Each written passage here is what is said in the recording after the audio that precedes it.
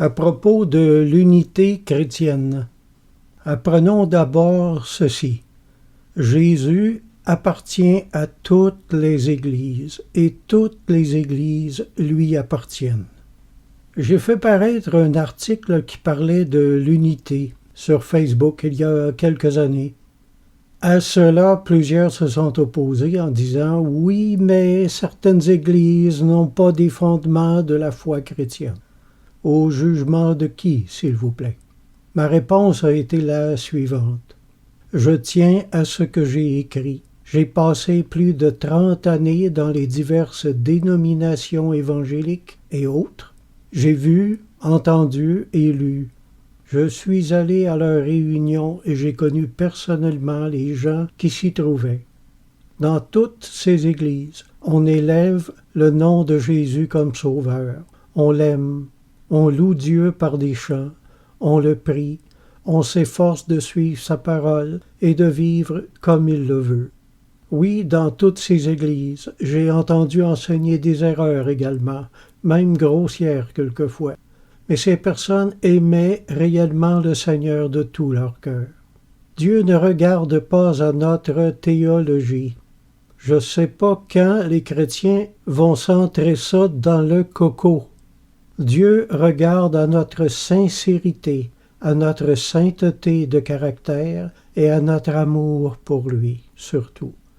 Selon qu'il est écrit, les saints qui sont dans le pays, les hommes pieux, sont l'objet de toute mon affection. Psaume 16, verset 3. La théologie divise les chrétiens, mais ne divise pas l'amour de Dieu pour eux. Moi, quand je vois la foi chez une personne de n'importe quelle de ces églises, je l'encourage et je la fortifie. Dieu ne nous jugera pas sur ce que nous aurons cru, mais sur ce que nous aurons fait.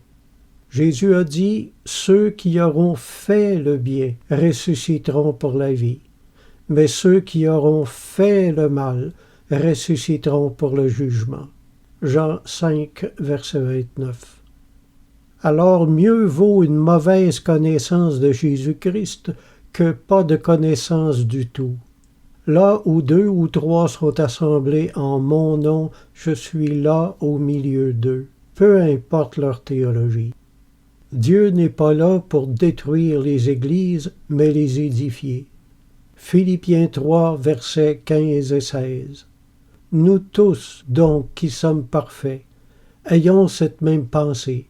Et si vous êtes en quelque point d'une autre avis, Dieu vous éclairera aussi là-dessus. Seulement, au point où nous sommes parvenus, marchons d'un même pas.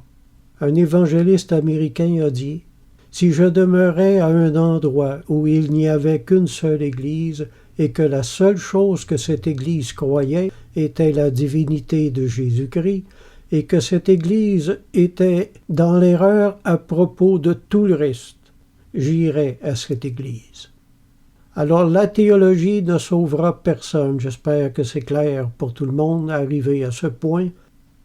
Un pharisien qui citait l'Écriture a dit « Tu aimeras le Seigneur ton Dieu de tout ton cœur, de toute ton âme, de toute ta force et de toute ta pensée, et ton prochain comme toi-même. » Tu as bien répondu, lui dit Jésus, fais cela et tu vivras.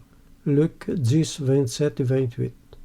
J'ai vu des erreurs théologiques dans toutes les églises, mais j'ai aussi vu l'Esprit Saint agir dans la vie de leurs gens, dans toutes les églises également. Oui, comme dit l'apôtre, il y a un seul corps et un seul esprit, comme aussi vous avez été appelés à une seule espérance par votre vocation. Il y a un seul Seigneur, une seule foi, un seul baptême.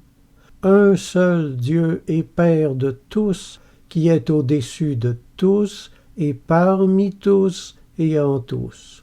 Éphésiens 4, versets 4 à 6. Alors ne soyez pas trop rapides à condamner les gens dont vous ne connaissez pas les cœurs. Il est écrit « Toutes les églises connaîtront que je suis celui qui sonde les reins et les cœurs, et je rendrai à chacun de vous selon ses œuvres. » Apocalypse 2, 23. Amen.